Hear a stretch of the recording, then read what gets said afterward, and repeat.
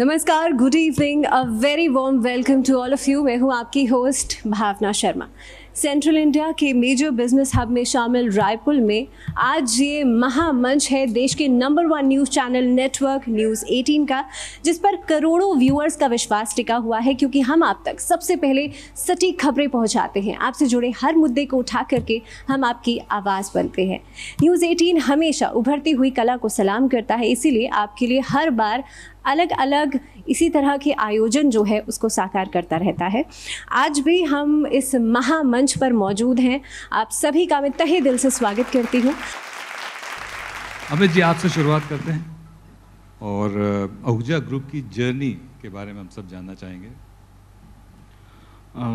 Sir, Ahuja group की journey ऐसी है कि हमारे पापा जी और दादाजी जॉब किया करते थे। हमारी दादी ने बोला कि कुछ खुद का व्यवसाय कीजिए, कब तक जॉब पे अब इतना ऐसे चलेगा, परिवार भी नहीं चल रहा है। तो हमारे पापा जी और दादाजी ने मिल के नील का काम चालू किया, जो कपड़े धोने वाली नील रहती है ना, उसका काम चालू किया। पर उसमें कुछ खास मार्केट में सक्सेसफुल नहीं हुआ। उसके बाद स्पाइसेस के काम किए, उसमें भी कोई खास सक्सेसफुल नहीं हुआ। उसके बाद पापा हमारे बहुत नर्वस हुए कि भाई हमारा व्यवसाय जो है वो तो सक्सेस ही नहीं हो रहा है, आखिर कैसे हो। तो हमारी दादी जी ने कहा कि बेटा नाराज़ ना हो, एक आखिरी और कुछ अगरबत्ती का काम कर। अगरबत्ती जो है वो हर चीज़ में यूज़ होती है, और आज किसी भी चीज़ में चले जाओ सबसे पहले यूज़ होती है अगरबत्ती। आप आज मकान बनाने जाओ, जब पूजा होगी तो अगरबत्ती यूज़ होगी। किसी भी शुभ कार्य में सबसे पहले यूज़ होती है अगरबत्ती। तो हमारे पापा ने कहा ठीक है। पापा ने या दादा ने और पूरे परिवार वालों ने मिलके अगरबत्ती का व्यवसाय चालू किया। अगरबत्ती के व्यवसाय में उस समय यह एमपी में रहा करता था। रायपुर जो है, ये सन मैं 1978 की कहानी बता रहा हूँ। मेरा डेट ऑफ बर्थ 17/5/85 का है। मैं इस आहूजा ग्रुप की तीसरी पीढ़ी हूँ। तो जब उन्होंने व्यवसाय चालू किया तो उड़ीसा के क्षेत्र में अगरबत्तियों को काफ़ी पसंद किया गया, छत्तीसगढ़ के क्षेत्र में काफ़ी पसंद किया गया। सन 2001 में जब मैं आया तो मेरे आने के बाद मैंने अपने वर्क को मॉडिफाइड किया।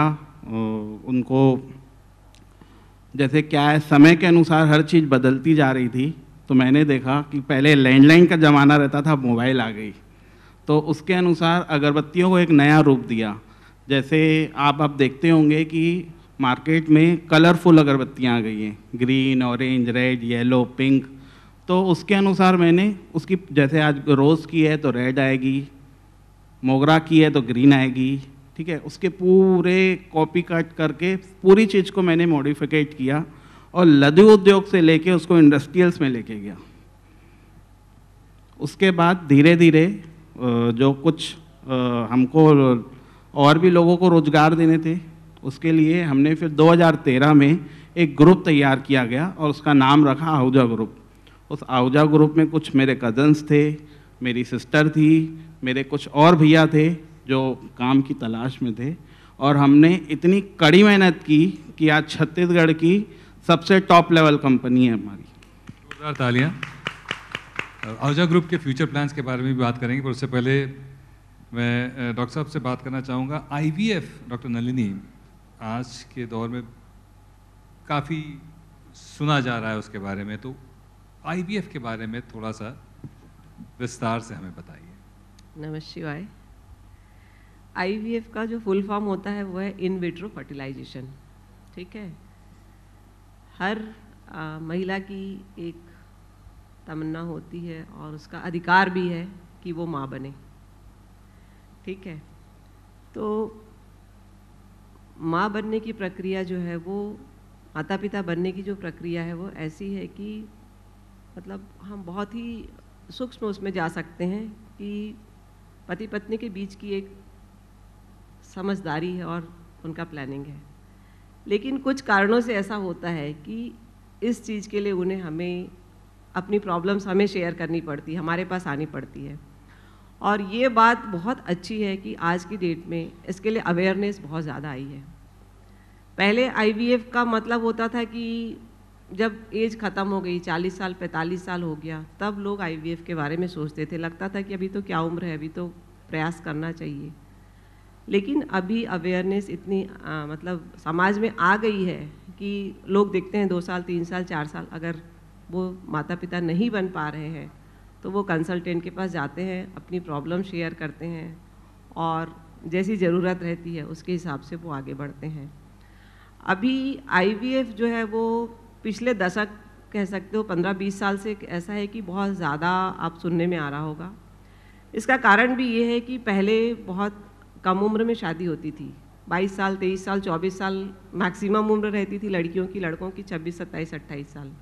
अभी सभी लोग कैरियर ओरिएंटेड हैं, लड़कियां भी लड़के भी, तो शादी की उम्र ही बढ़कर मतलब 25-26 तो बहुत कम ही उम्र है। 27-28-30 के पहले शादी के बारे में नहीं सोचते हैं और शादी के बाद 3 साल 4 साल 5 साल तो अपना वो कैरियर सेटल करने में वो निकाल देते हैं। तो फर्टिलिटी का जो मेन एज होता है, मैक्सिमम जो फर्टिलिटी होती है वो 23 से 27 ईयर्स में किसी भी फीमेल के लिए, तो वो उस एज में तो शादी उसके बाद होती है, उसके बाद कैरियर। तो और दूसरा अभी जैसी बातें चल रही हैं, स्ट्रेस, कॉम्पिटिशन्स, इतना पॉल्यूटेड हम डाइट ले रहे हैं, एनवायरनमेंट का पॉल्यूशन है, इन सब चीज़ों के कारण इन जनरल देखा गया है कि फर्टिलिटी जो है वो बहुत कम हो रही है पहले से। तो अभी हमको मतलब जो बिल्कुल नेचुरल तरीके से जो चीज़ें होनी चाहिए उसके लिए हमें बहुत प्रयास करना पड़ रहा है और इसके कारण बहुत से सेंटर्स अभी इवॉल्व हो रहे हैं। Vibha ji, this is the age of digital marketing. Yes sir. This is the age of social media and digital marketing. तो सोशल स्पार्क की जर्नी के बारे में पहले तो बताइए, कहाँ से आया ये आइडिया और कब से हैं हम बिजनेस में? सबसे पहले तो मैं ये बताना चाहूँगी सर कि छत्तीसगढ़ बहुत वेलकमिंग है। I am basically from MP Sagar and जैसे हमारे कुछ लोगों ने बताया कि self motivation, passion and all, मैं बिलीव करती हूँ कि मैं शायद सेल्फ मोटिवेटेड गर्ल हूँ जो कुछ मेरा प्लानिंग नहीं रहता। मैं बेसिकली यहाँ पे मास्टर करने आई थी एंड आफ्टर दैट मेरा प्लानिंग था पैशन जो मेरा था वो था IAS IPS, but destiny, so I started job in a media company and after 2.5 years all of sudden कुछ ऐसा हुआ कि उनको वाइंड अप करना पड़ा and then after I started my own. मेरे साथ अच्छी बात ये थी कि थोड़ा बहुत स्क्रैच से मेरा एक्सपीरियंस था। ऐसा बोला जाता है कि जब भी आपको अपना स्टार्टअप करना हो तो आप एक स्टार्टअप में ज़रूर काम करें, वहाँ आप स्क्रैच से सारी चीज़ें सीखते हैं। तो मेरे साथ भी वैसे ही था और मैंने तो ऐसा कुछ प्लान नहीं किया था, बट बाय डिफ़ॉल्ट चीज़ें होती गई एंड मेरे अंदर एक चीज़ ये है कि मैं लर्निंग पे बहुत बिलीव करती हूँ।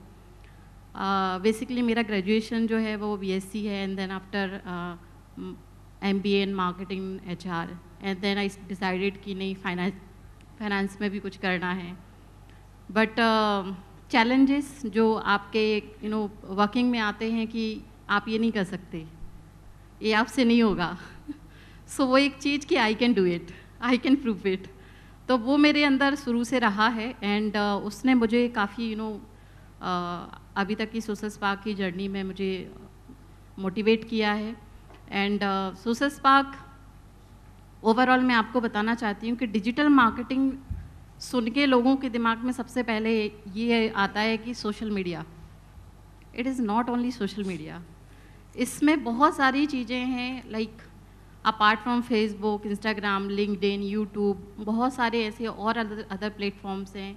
One of them SEO, Google ads. तो ये समंदर है, it is not only social media कि ओके फेसबुक इंस्टाग्राम प्रमोशन चल रहा है, हो गया।